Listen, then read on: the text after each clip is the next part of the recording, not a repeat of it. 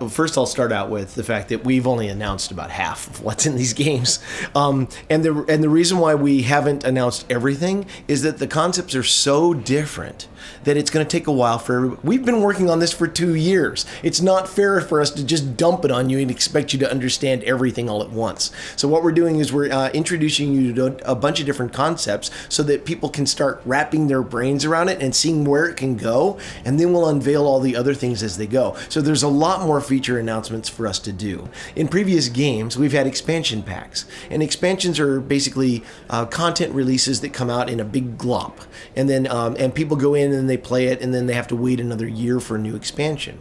In our game, we have rallying calls, and those are constantly evolving, and as players complete them, we always have new ones in store, and we're always showing new stories and new places to go and new ways to adventure, so that the world is constantly changing. So you're never waiting for an expansion pack or something like that. There's always something new for you to do. What we're asking people right now is to imagine the possibilities of what you can do with this stuff. And the fact that this is, I believe this is the first game that has ever shipped with this technology in it, that has ever been designed with SO Emote in mind. Certainly the first one we've ever done.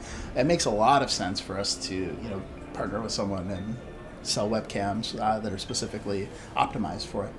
Well, I mean, we kind of did already with EverQuest 2. Yeah. So we had a deal with Logitech, and it worked out really well because they have some great cameras.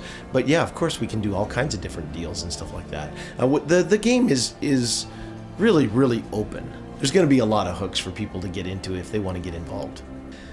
EverQuest 1, EverQuest 2, and this new game are all different worlds, but they're kind of parallel realities. They're all like based on the same backgrounds and the same kinds of monsters and same kind of feel, but they have different histories.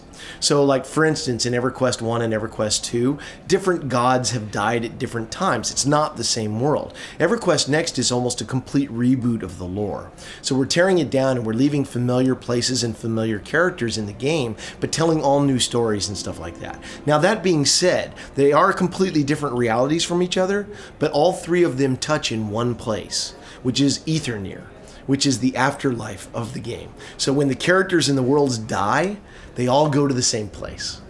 And that allows us to do a few little crossover things once in a while. And in fact, we're doing some of that in EverQuest and EverQuest 2 right now. Yeah, keep an eye out for that. I think the easiest way to think about this is in terms of the J.J. Abrams Star Trek movies, where he took all of the characters that we know and love, the stories and the premises that we know, and just tweaked them a little, changed them enough that it was a completely new and rich experience. And because of that, you had the nostalgia, but you also had a complete new story and adventure. Yeah, and in fact, we're already telling the story of the game way before the game has been released. We've been contracting with writers, really, really good fantasy writers, who have been creating what we call prequel stories. So there's all these stories that are rolling out that tell the life and times of the different races and stuff like that, and what has happened to them over time, so that players can be reading this stuff and understanding how our world is different in lore from the other two EverQuests.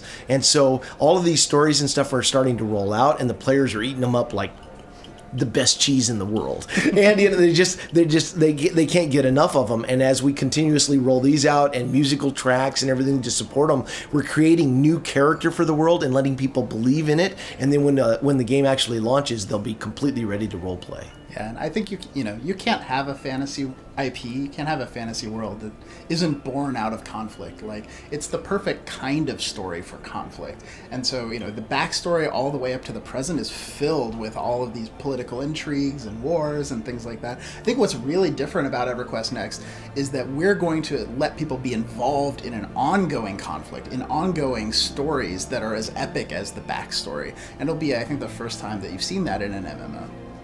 One of the reasons why we're doing all this fiction back work and everything like that, and establishing real easy stories to understand, but that are poignant and emotional, is that we want anybody to be able to participate. But if you are an EverQuest 1 or EverQuest 2 player, you're going to recognize the things, and they'll have emotional touchstones because, well, you used to adventure in that place. How is it different in this new world? And so you'll want to experience the differences. But for people that are coming to it brand new, it's just these wildly cool original new stories, and you're experiencing them like Well, you would any other story. It's easy to get into. It's not a problem. Yeah, and I think from a design standpoint also, I mean, one of the advantages we have as one of the original MMO companies is we have the most experience in the world at making these kinds of games. So since 1999, since 2004, we've learned a lot about how to make the games more accessible and easier for people to play, that sort of thing. So I think if you've played EverQuest or EverQuest 2, you're going to have a lot of fun when you jump in. But if you haven't, if you're not familiar at all,